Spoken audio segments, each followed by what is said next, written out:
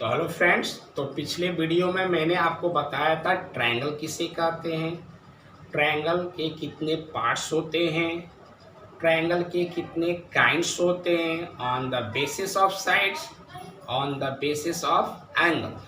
तो मैंने पिछले वीडियो में on the basis of sides मैंने इक्विलेटर ट्रायंगल के बारे में बताया, आइसोसेलेस ट्रायंगल के बारे में बताया, स्केलेन ट्रायंगल के बारे में बताया। मैंने बताया किस तरह अगर तीनों साइड इक्वल होता है तो उसको हम इक्विलेटर ट्रायंगल बोलेंगे, अगर दो साइड इक्वल होगा तो आइसोसेलेस ट्रायंगल बोलेंगे, और कोई भी साइड इक्वल नहीं होगा तो उसको स्केलेन ट्रायंगल। तीनों साइड इक्वल इक्विलेटर ट्रायंगल, दो साइड इक्वल आइसोसेलेस ट्रायंगल, और कोई भी साइड इक्वल नहीं होगा तो उसको हम लोग स्केलेन ट्रायंगल बोलेंगे। तो आज हम लोग types of triangle on the basis of angles पढ़ने जा रहे हैं। First one is equity angle triangle. या एंगल इसलिए लिखा गया, एंगल की जगह एंगल इसलिए लिखा गया क्योंकि ये एडजेक्टिव फॉर्म में है कि बता रहा है कि ट्रायंगल मेरा किस टाइप का है। तो एक्विट का मतलब क्या होता है कि अगर एंगल का value more than 0 but less than 90 हो तो उसको हम लोग क्या बोलते हैं, एक्विट। तो एक्विट एंगल ट्रायंगल में क्या होता है कि अगर हमारा एंगल का वैल्यू, प्रत्येक एंगल का वैल्यू जो है वो मोर देन 0 होना चाहिए बट लेस देन 90। तो ए triangle having each angle, a triangle having each angle is more than 0 degree but less than 90 degree. अगर कोई एक ट्रायंगल है और उस ट्रायंगल का प्रत्येक एंगल का जो वैल्यू है वो 0 से अधिक 90 से अगर कम होता है तो उसको हम लोग एक्विट एंगल ट्रायंगल कहते हैं। बस माइंड में एक बात ये भी याद रखना है कि ट्रायंगल का तीनों एंगल का सम 180। अब मान लीजिए सपोज कीजिए कि मैं एक फिगर बना दिया और आप बोलिएगा सर आपने तो कहा था कि प्रत्येक एंगल 90 से कम और 0 से ज़्यादा। मान लीजिए मैं 70 ले लिया, मान लीजिए मैं 60 ले लिया और मैं 80 ले लिया। तो बोलिएगा सर इसमें प्रत्येक एंगल का सम जो है वह 0 डिग्री से ज़्यादा है और 90 डिग्री से कम है।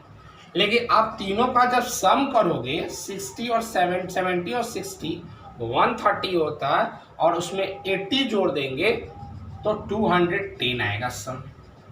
लेकिन हम जानते हैं कि ट्रायंगल के तीनों एंगल का सम 180 डिग्री से ना कम होना चाहिए और ना 180 डिग्री से ज़्यादा होना चाहिए। डैट मीन्स सम जो होना चाहिए वो एग्जैक्टली इक्वल टू 180 डिग्री ही होना चाहिए। इसीलिए ये ट्रायंगल भी पॉसिबल नहीं है क्योंकि ट्रायंगल में 180 होना चाहिए, और जब ट्रायंगल पॉसिबल नहीं है तो ये एक्विट भी नहीं होगा। तो इसके जगह अगर आप ऐसे लिखते हो, अगर इसके जगह हम ऐसे फिगर बना देते हैं, एक हम दे देते 50 डिग्री, एक हम दे देते 70 डिग्री और एक हम दे देते हैं 60 डिग्री। तो आप देखो तो तीनों एंगल का जो सम है वह क्या है, तो 180 डिग्री आ रहा है क्योंकि 50 और 70 120 होता है और 120 में अगर हम 60 ऐड कर देंगे तो हमारा क्या हो जाएगा 180।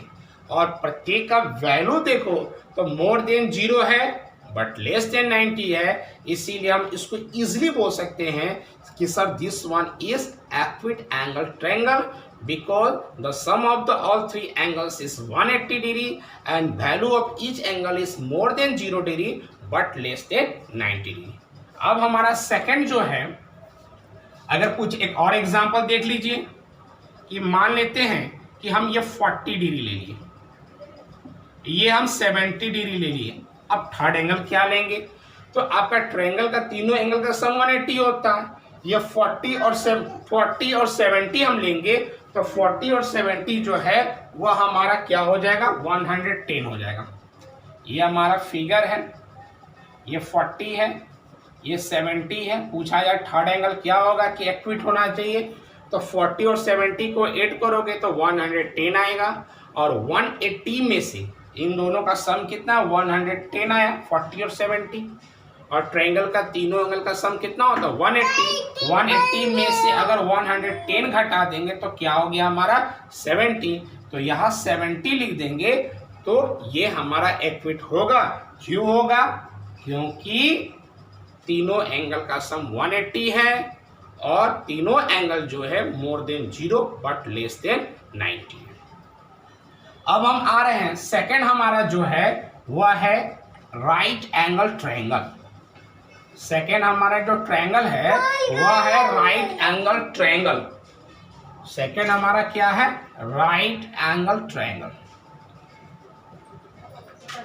राइट एंगल ट्रायंगल क्या होता है?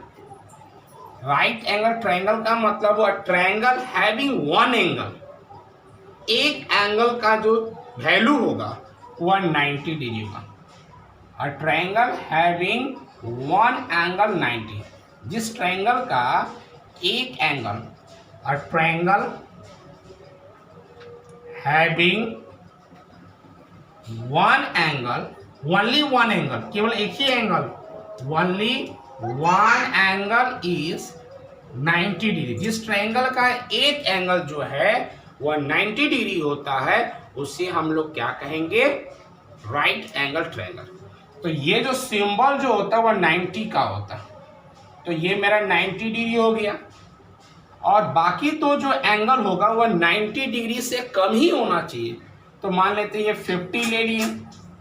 तो अब ट्रायंगल का तीनों एंगल का सम कितना होता है 180 होता है। तो 90 और 50 जो है वह हमारा 140 होगा और 180 में से 140 को माइनस कर देंगे तो हमारा कितना होगा 40 होगा। तो ये हमारा जो है ट्रायंगल पॉसिबल है।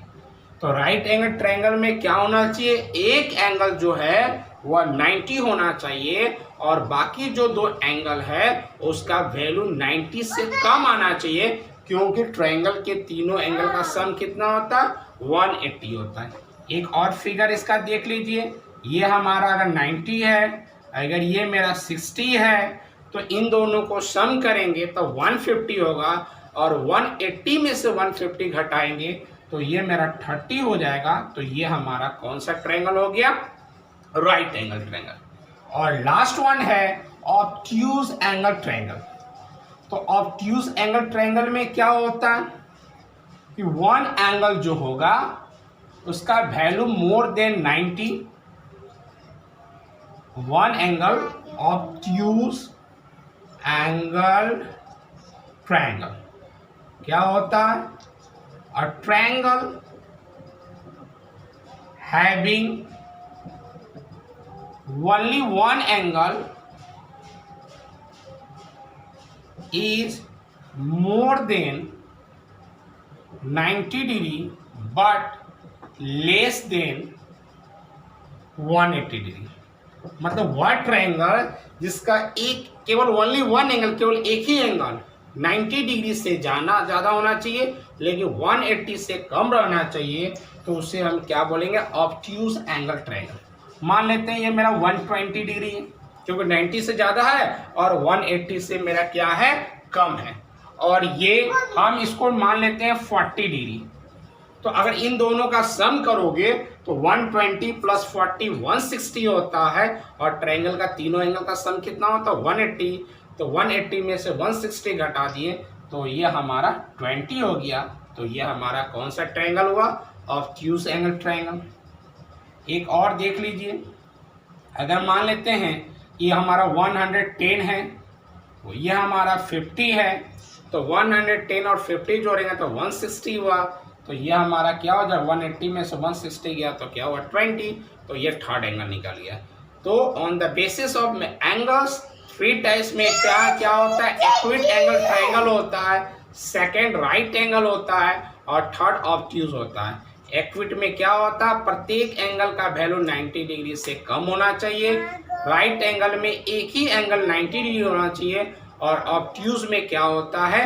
एक एंगल 90 से ज़्यादा और 180 से कम रहता है, तो उसको हम लोग क्या बोलेंगे? Obtuse angle triangle. तो आज के वीडियो में मैंने आपको types of triangle according to angle, types of triangle according to angle बताया, और इससे पहले वीडियो में मैंने बताया था types of triangle according to sides. Next video में ट्रायंगल की और प्रॉपर्टीज के बारे में बताऊंगा। Thank you.